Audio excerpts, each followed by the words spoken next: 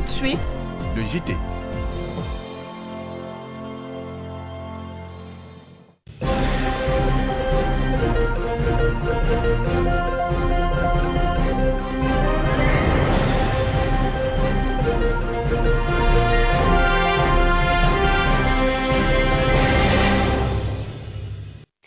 Il est 13h heure locale, heure de N'Djamena. C'est donc l'heure de suivre les informations de la chaîne citoyenne. À vous, auditrices et auditeurs, merci d'être de nôtres. Bienvenue encore à tous.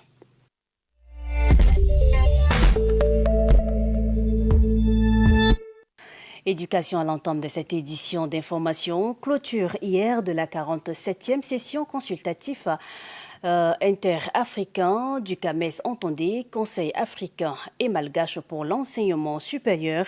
Une session qui a vu l'enregistrement de 2075 dossiers de candidature passés au tamis. Et à l'issue des travaux, 1832 candidats ont été inscrits sur la liste d'aptitude du CAMES au grade de maître assistant, chargé de recherche, maître de conférence, maître de recherche, professeur titulaire et directeur de recherche. C'est donc le ministre d'État, ministre de l'Enseignement supérieur, de la recherche scientifique et de la formation professionnelle, Dr Tom Erdimi, représentant le Premier ministre chef du gouvernement, qui a donc officié la cérémonie de clôture.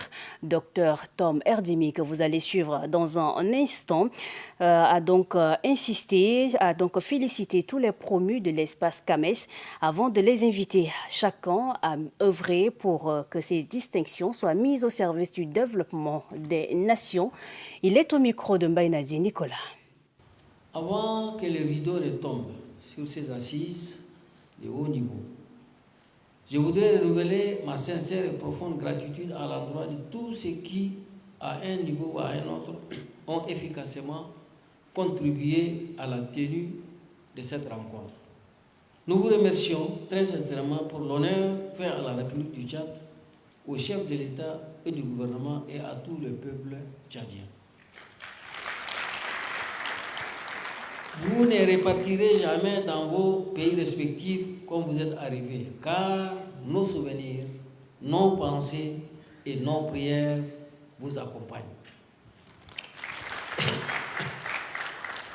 Tout en félicitant toute l'équipe du CAMES pour son engagement en faveur de la qualité et de la transparence, du mérite et de l'objectivité, de l'éthique et de la déontologie, je me réjouis de l'esprit de débat interactif qui a prévalu, du climat de confiance mutuelle qui a régné et de l'état de lucidité intellectuelle qui a éclairé les échanges durant les travaux du CCI et du CCG. Toutes mes félicitations aux collègues inscrits sur les différentes listes et mes encouragements les plus sincères à ceux qui n'ont pas pu franchir la barre. La 47e session du CCI n'est qu'une partie remise.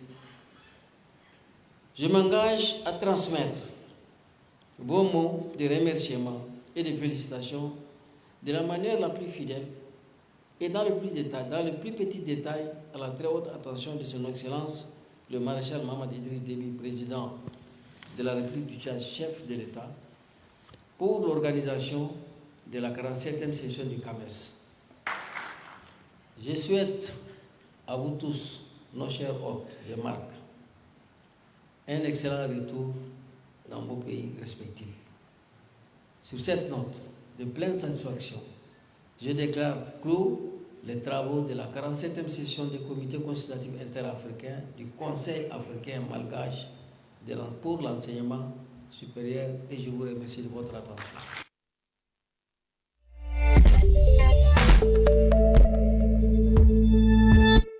Arrêté il y a bientôt 3 mois, l'affaire du leader du parti Les Transformateurs, Dr Succès Masra, continue par alimenter les débats. Le gouvernement tchadien qualifie pour sa part les réactions des puissances étrangères,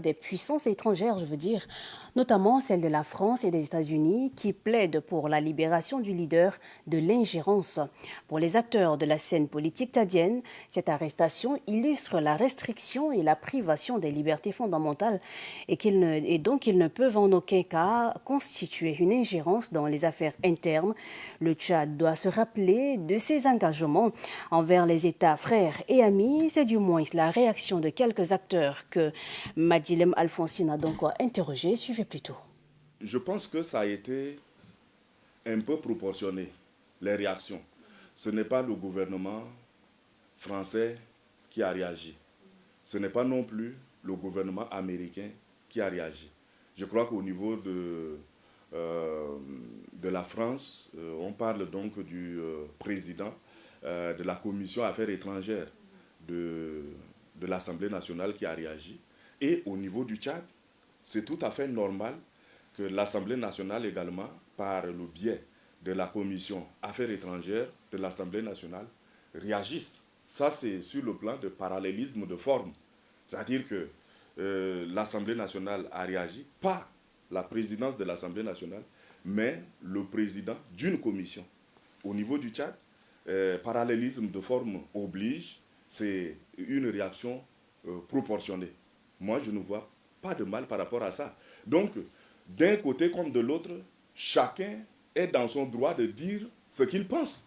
Ce n'est pas aujourd'hui où nous sommes, les Tchadiens sont habitués à ce genre de réaction. Toutes les fois que nos autorités tchadiennes ou le gouvernement est rappelé à l'ordre dans le cadre du respect des droits humains ou de la démocratie, les réactions sont souvent pareilles. Non à l'ingérence, nous sommes un État souverain, ceci, cela. Mais pour moi, pourquoi est-ce que lorsque des États étrangers nous assistent sur le plan alimentaire, nous avons vu les États-Unis qui ont distribué des biscuits ayant permis donc de nourrir une partie de la population tchadienne dans l'est du Tchad, pourquoi le Tchad n'a pas évoqué une ingérence alimentaire dans ce cas de figure? Vous êtes sans ignorer que pour un petit mal de tête, nos autorités tchadiennes se soignent à l'étranger, ou encore des médecins qui viennent en mission ici pour pouvoir soigner des Tchadiens. Pourquoi on ne parle pas d'ingérence sanitaire, ou encore lorsque le pays bénéficie des aides en matière de sécurité, pourquoi on ne parle pas d'ingérence sécuritaire? Donc, pour moi, c'est un faux débat. Le dossier politique, le dossier Succès Masra est un dossier politique. Et donc, n'importe qui se prononce là-dessus, le gouvernement pense que c'est une immixtion dans les affaires de la justice tchadienne. Mais quand un dossier est à la justice, cela n'empêche pas que des partenaires du Tchad se prononcent. Tout ce qu'ils demandent, c'est qu'il y ait un procès équitable. C'est simplement ça. Et puis, pour les infos de nos provinces, Wakalo Adoum prend désormais les rênes du département de Ngourkosso. Le nouveau préfet remplace ainsi Isaka Soumi Sougobdomi, qui a dirigé le département pendant 3 ans et 8 mois. Wakalo Adoum a été installé officiellement hier 16 juillet 2025 à Benoît par le délégué général du gouvernement auprès de la province du Logone occidental, Dago Yakouba. On en sait plus avec Golmem Ali Emmanuel, notre correspondant à Moundou. Dans son discours bilan, le préfet sortant a souligné la nécessité de trouver des solutions durables face à la recrudescence des conflits entre agriculteurs et éleveurs et a exprimé ses préoccupations concernant l'influence de certains acteurs politiques dans cette crise. Il y a une parfaite cohabitation pacifique entre les communautés des agriculteurs et éleveurs. Mais cette population est lésée, induite et erreur par l'homme politique qui les pose à les créer des problèmes.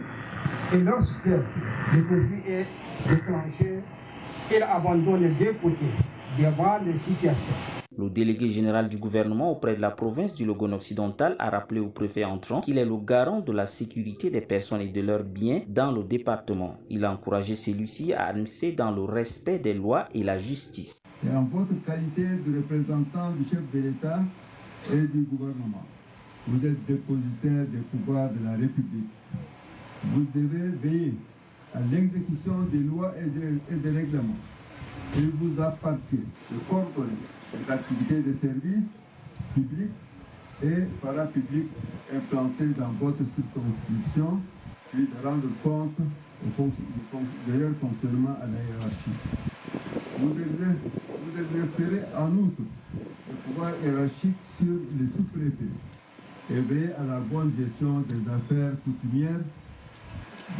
Personnellement, Monsieur le Préfet, vous altérez à la préparation et à l'exécution du plan de développement départemental et à la préservation en tout moment, en tout lieu, en toutes circonstances, de la sécurité de la population et de ses biens. Le nouveau préfet a promis s'investir pour consolider la paix, la sécurité et la cohésion sociale dans le département. Notre prise de fonction intervient à un moment crucial où les attentes de nos populations sont grandes. Soyez assurés que mon action sera guidée par les principes de proximité, d'équité, de transparence, de reddition des comptes et d'asseoir l'autorité de l'État. Je m'engage à être un préfet à l'écoute, disponible et résolument tourné vers l'amélioration des conditions de vie de chaque citoyen du département de Gouroukosso.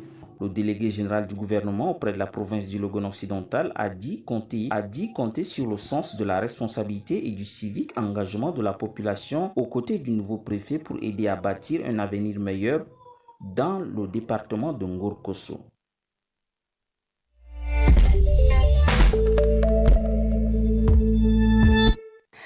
Toujours en société, et puis nous restons toujours dans nos provinces. À Pala, chef-lieu de la province du Mayo-Kébu-Ouest. Pala est donc une ville frontalière stratégique à l'extrême sud-ouest du Tchad. Malgré sa position géographique, elle reste donc en marge du développement national. La route en latérite abîmée, école aux murs fissurés, salle de classe sans mobilier.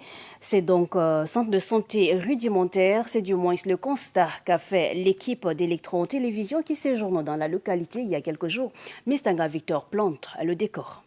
Pala, chef-lieu de la province du Mayo-Kébi-Ouest, regorge d'énormes potentialités de développement socio-économique, mais aussi des défis. Les routes sont impraticables en saison de pluie. Les écoles manquent de nécessaires pour leur bon fonctionnement et les structures sanitaires peinent à répondre aux besoins des habitants. La population cosmopolite de cette ville souffre dans sa chair dans le silence le plus total.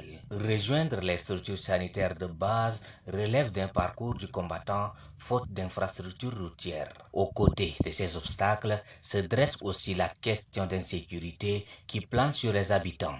L'enlèvement contre rançon constitue une entrave de taille à l'épanouissement et au développement local. Et pourtant, la région ne manque pas d'atouts. Elle est dotée d'un potentiel inexploité, une terre fertile, de ressources halieutiques abondantes et une jeunesse prête qui n'attendent que des opportunités et des moyens conséquents pour se mettre à l'œuvre. Face aux difficultés, des initiatives locales tentent d'apporter des solutions. Mais sans appui de l'État et ses partenaires, ces efforts restent limités. Malgré ce tableau sombre, Pala est prête à se relever. Il manque d'une volonté politique ferme et des investissements pour transformer son potentiel en réalité de développement durable. Durant cette mission d'un bref délai soit-il, nous donnerons la parole aux autorités administratives et locales de la localité, les acteurs de développement, les jeunes, coopératives et associations de la société civile, afin de leur permettre de décliner leurs attentes pour le devenir de la ville de Pala. Mistanga Victor et toute l'équipe donc sur place à Pala, bonne mission et bon séjour. Retour ici à N'Djamena pour la suite du journal où l'ambassade de la République populaire de Chine a donc ouvert ses portes hier pour une double commémoration solennelle. C'est à l'occasion du 98e anniversaire de la fondation de l'armée populaire de libération de Chine et le 80e anniversaire de la victoire de la guerre de résistance du peuple chinois contre l'agression japonaise. Une cérémonie couplée aussi à la Seconde Guerre mondiale antifasciste. La cérémonie a été marquée par des allocutions diplomatiques fortes et un renforcement du lien sino-tchadien. On fait le point avec Koini Tondiak Jeannette. C'est dans une atmosphère empreinte de solennité et d'amitié diplomatique que l'ambassade de Chine au Tchad a rassemblé plusieurs invités ce 16 juillet pour célébrer un double jalon historique de la République populaire de Chine. La soirée a débuté par l'allocution du colonel Jiang Ling, attaché de défense auprès de l'ambassade, qui a salué les efforts constants de l'armée populaire de libération dans le maintien de la paix, la souveraineté nationale et la stabilité régionale. Il a également souligné l'importance l'importance du partenariat militaire et stratégique entre Pékin et N'Djamena, évoquant une coopération grandissante dans les domaines de la sécurité, de la formation et de l'assistance technique. Depuis sa création en 1927, elle a apporté de la contribution de poids à l'indépendance nationale, à la libération du peuple et à la construction du pays. Elle a fourni un soutien fort pour sauvegarder la souveraineté, la sécurité et les intérêts de développement du pays, tout en apportant de la contribution importante à la paix et à la sécurité dans le monde. Entrant dans la nouvelle ère, l'APEAD poursuit fidèlement la pensée Xi Jinping sur le renforcement de l'armée, applique profondément la stratégie militaire à l'ère nouvelle et persévère dans la voie de l'édification d'une armée aux caractéristiques chinoises, avec l'objectif de construire une armée de classe mondiale. L'APEAD remplit activement ses devoirs et responsabilités internationales. Elle participe aux opérations de maintien de la paix, aux escortes navales, aux actions humanitaires et aux missions de secours d'urgence.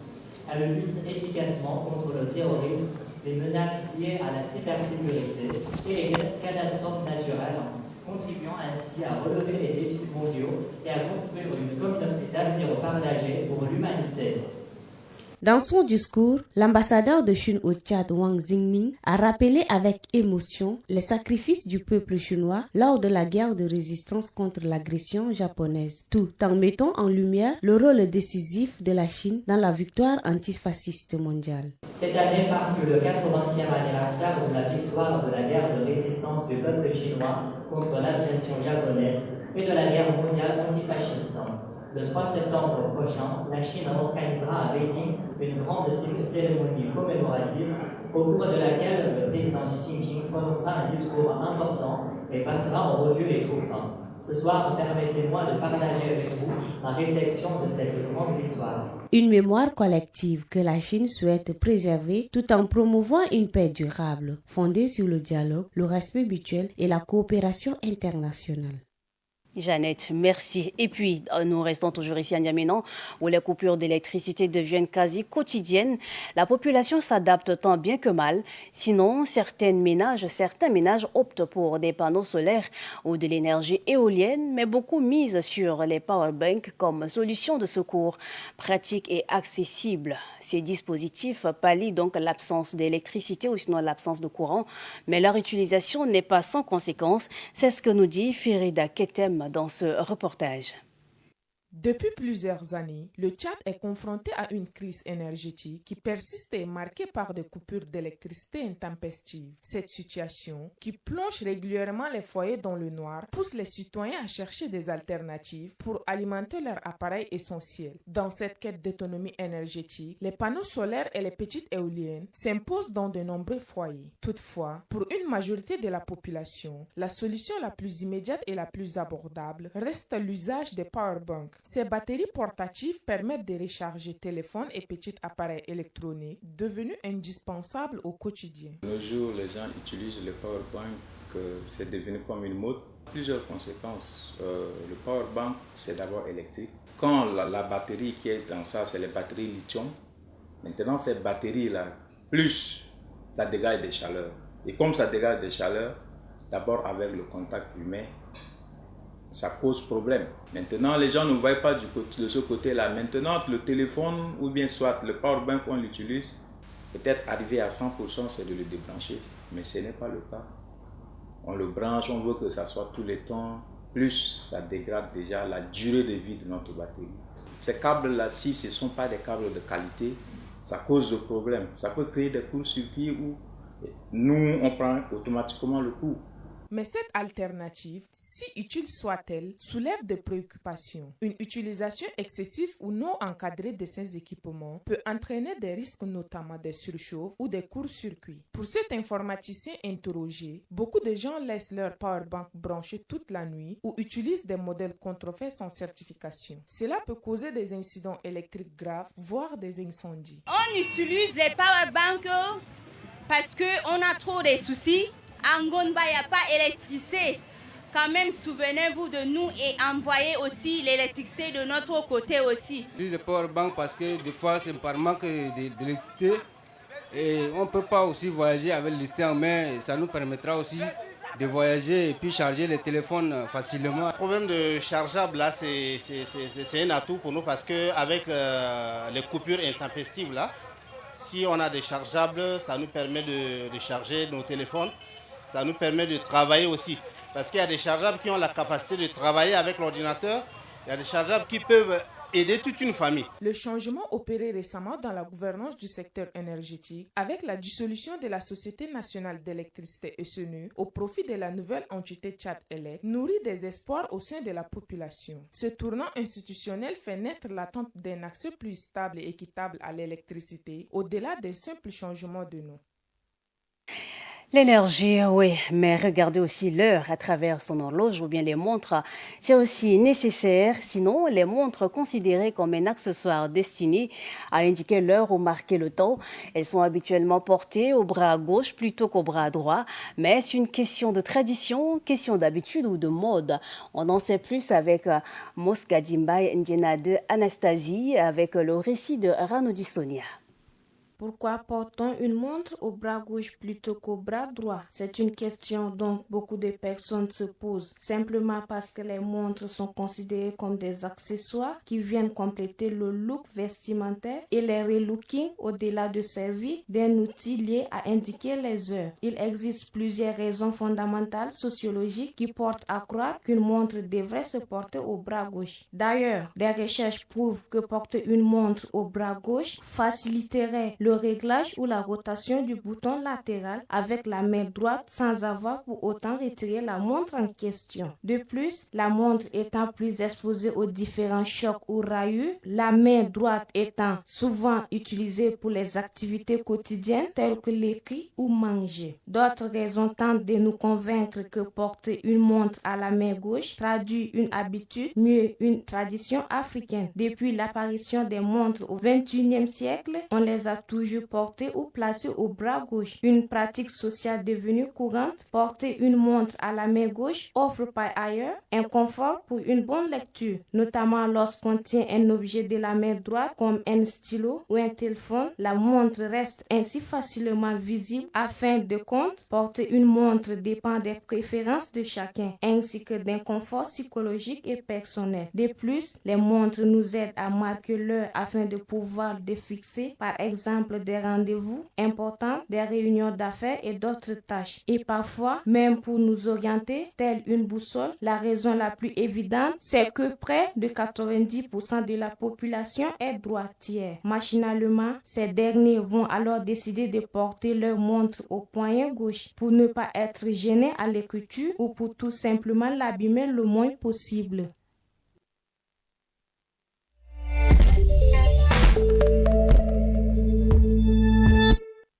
En santé, la bilharziose nous intéresse et puis cette maladie est donc causée par des vers plats schistosomes qui infectent les humains et certains animaux.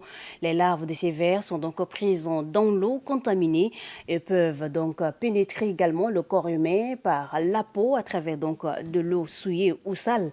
On en sait plus avec Chanel Allo. La bilharziose, également connue sous le nom de schistosomiase, est une maladie parasitaire qui affecte des millions de personnes en Afrique, notamment au Tchad. Cette maladie est transmise par plusieurs causes, comme le souligne Dr Dumgo Momna Nelson. Parlant de la bilharziose, c'est une maladie parasitaire. Selon la fréquence, c'est la deuxième pathologie parasitaire après le paludisme. C'est une maladie qui est causée par des vers, donc appelés les schistosomes. Comment est-ce qu'on les rencontre? Les eaux, par exemple, les fleuves qui sont peu profondes, les marigots, les bassins de rétention. Maintenant, on a ce qu'on appelle les périmètres irrigués. Donc ça veut dire que les gens qui se lavent, soit dans de l'eau douce, peut-être peu profonde, que ce soit dans les selles ou bien dans les urines, ils viennent déféquer au bord du fleuve, au bord des marigots. Les germes vont se déverser dans la mare ou bien la rivière, et puis les œufs vont se multiplier. Maintenant, quelqu'un qui vient se baigner dans cette eau, les germes vont entrer en contact avec sa peau. Le Tchad est l'un des pays les plus touchés par la bilharziose en Afrique. Les régions les plus affectées sont celles qui bordent les lacs et les rivières, notamment le lac Tchad. Les communautés rurales et les enfants sont les plus exposés à cette maladie. La bilharziose peut faire par an des centaines de milliers de morts. Et dans nos contextes, comme vous voyez,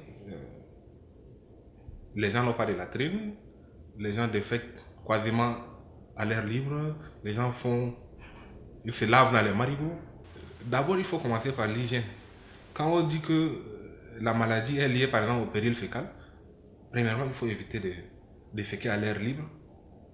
Donc, c'est là où on encourage la construction des latrines.